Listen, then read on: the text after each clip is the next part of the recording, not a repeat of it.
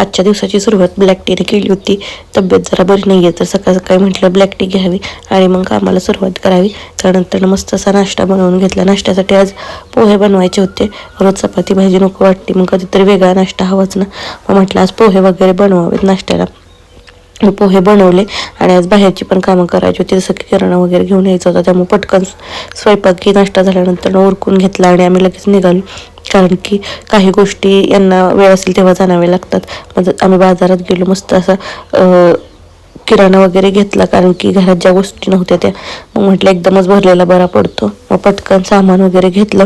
तिथून आम्ही जरा रिलेटिव्हकडे जाणार होतो, कारण की त्यांना पण खूप दिवस झाला भेटायला गेलो नव्हतो म्हणून. आणि आधी रातची गडबड बघा, मी धरतो बास्केट बाबा तुम्ही चला.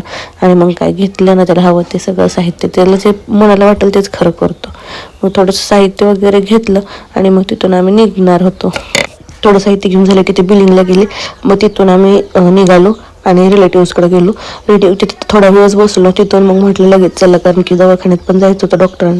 डॉक्टरांना भेटलो वगैरे. सर्दी खूप झाली होती त्याच्यामुळे औषधं वगैरे घेतली. तर असा होता आजचा माझा दिवस. बाय.